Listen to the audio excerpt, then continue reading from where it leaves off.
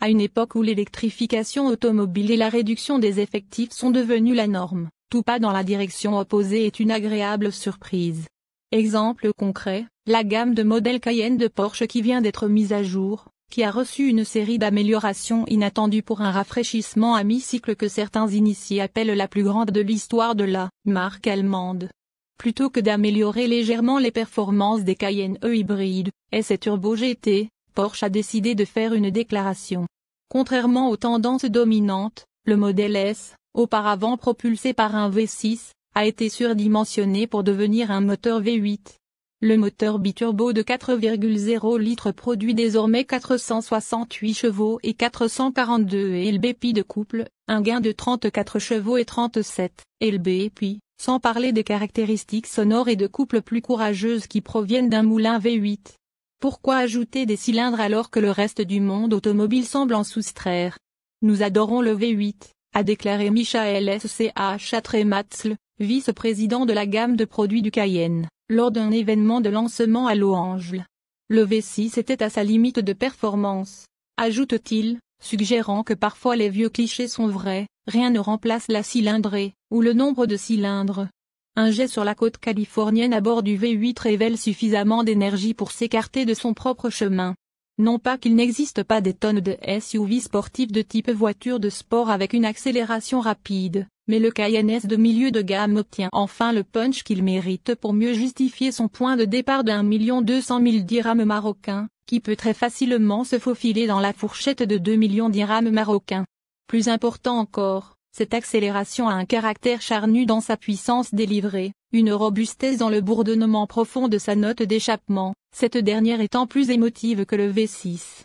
Et, la suspension PASM, Porsche Active Suspension Management, standard et la suspension pneumatique en option offrent une qualité de conduite plus douce et plus de potentiel de fermeté et de contrôle lorsqu'elles sont sollicitées. Parallèlement à l'augmentation du nombre de cylindres, il y a un nouveau cockpit qui s'inspire, assez ironiquement, du Taycan électrifié. Fini la clé de démarrage gauche, inspirée du Mans, remplacée par un bouton d'alimentation start et stop digne du XXIe siècle.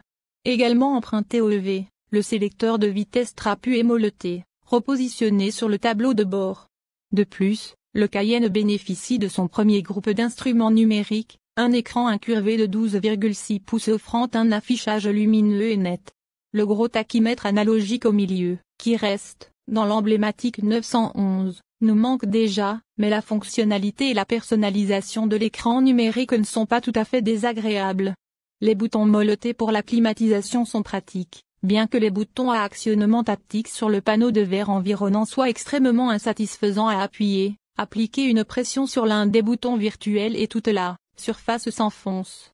Au centre se trouve un écran tactile standard de 12,3 pouces, et un nouvel écran de 10,9 pouces disponible du côté passager offre des données de performance, des commandes d'infodivertissement et la possibilité de diffuser des vidéos via des sources comme Netflix via une fonction de confidentialité qui empêche le conducteur de voir le sujet.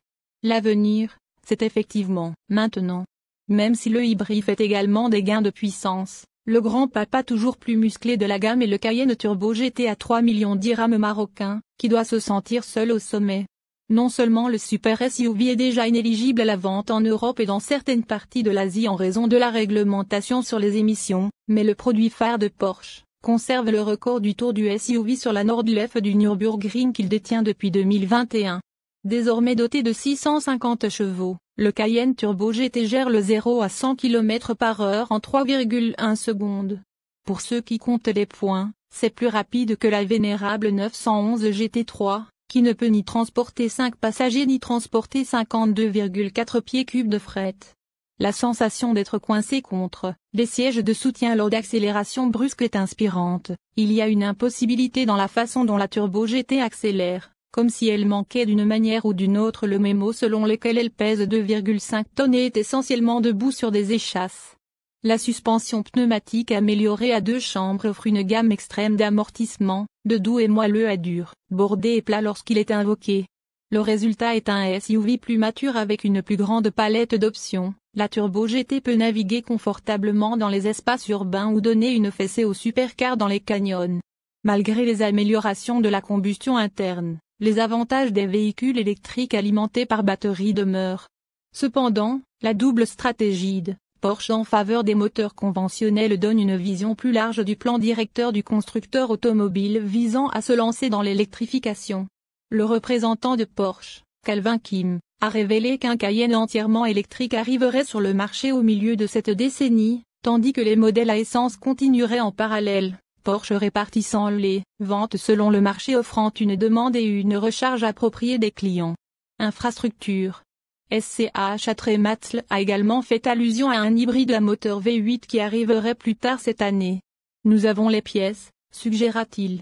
En offrant ce qui sera sans aucun doute une gamme sans précédent d'options simultanées alimentées à l'essence et à la batterie, il est difficile d'imaginer un monde où les fidèles de Porsche ne pourront pas trouver un destrier pour leur